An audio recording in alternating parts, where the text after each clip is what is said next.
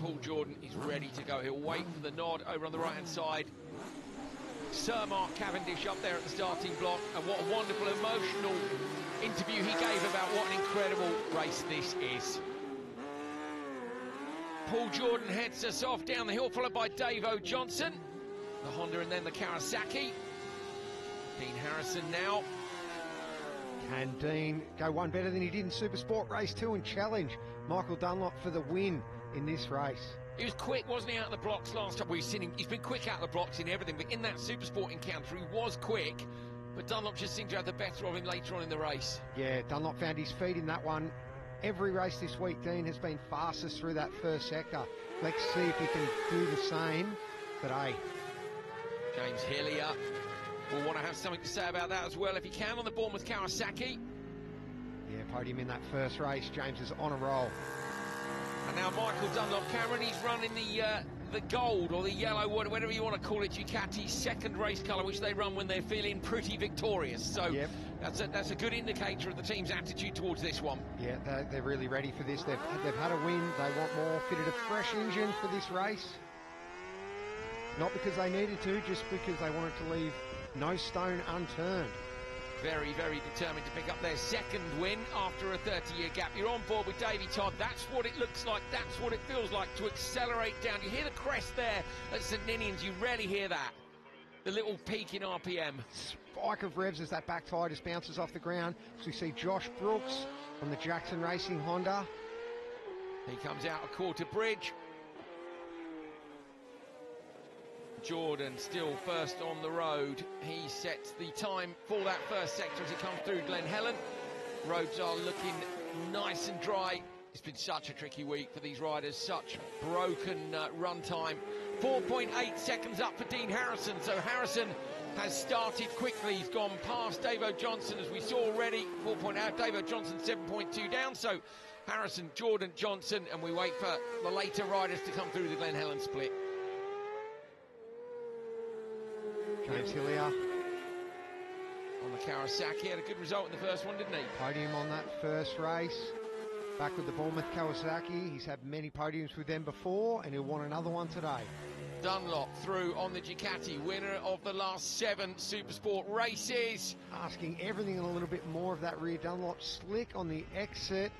You're on board now with Davey Todd.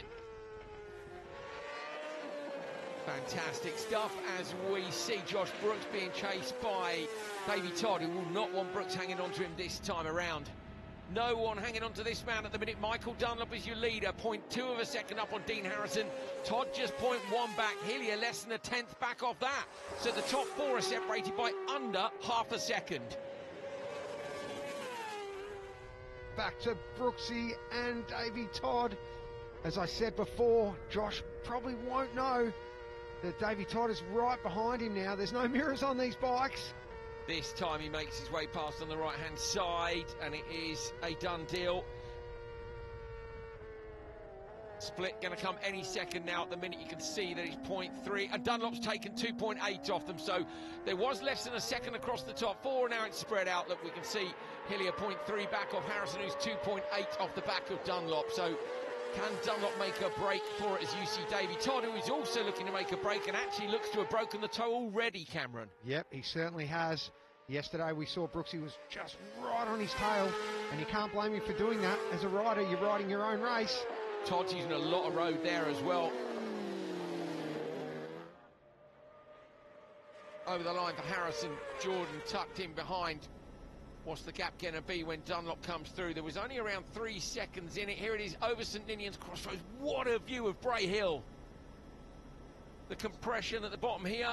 Yep, look how much road they're using. Yellow line to yellow line.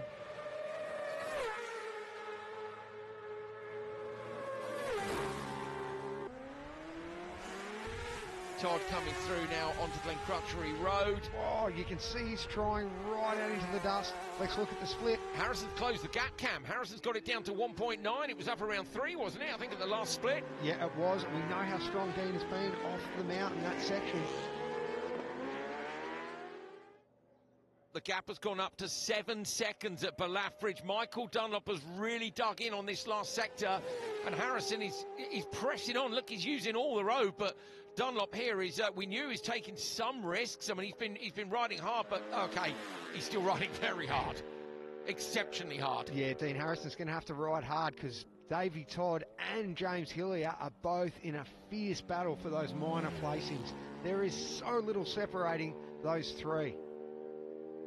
Dunlop on the run down to Parliament Square, comes in right foot off. We saw that earlier on. He comes around there, around to the left-hand side. Oh! And a moment for Dunlop, confirming that he is riding absolutely on the limit, Cameron. Is this the point he needs to wind it back in a bit? Well, tell him that. Michael only knows one speed. That's flat out, and if it's feeling good, he's going to go. Let's take another look at that moment. Michael comes out of the right-hander driving, hits those corrugations, sets the bike off, and as the front wheel flicks, the right foot comes off the peg. Hey guys, we are down here in the Honda pit box. We've just seen the guys coming back with the rear tyre, and they've also told me that it's just for an option. We don't know for definite if he's going to actually ask for that rear tyre, so that'll be something interesting to watch when Mike on the lock comes in a little bit later, if he also goes for a rear tyre or not. But Dean normally changes his helmet, but because it's quite windy out today, there probably won't be that many flies. Yeah, he's just shook his head there to confirm. Same thing, guys, not many flies out there to guess. Even if you can zoom in on the screen, the guys are just giving that quick wipe now as they're waiting for the fuel to come in. Really quick stop from Dunlop. He's straight back in. Oh, struggling to start though. That Ducati will not start. I'm going to try and stand up and see. Yeah, he's just got it going there. So I'm going to say he's lost 4 or 5 seconds in the pits. 2.6 seconds lost in the pits, according to our timing. In fact, Davey Todd looks taking a further 1.4. So actually, when you look at it now, with a few more people having come out, yes, it wasn't the greatest stop by Dunlop's guys, but not a huge amount of time lost. Looked like he'd lost more than that, as Lee said.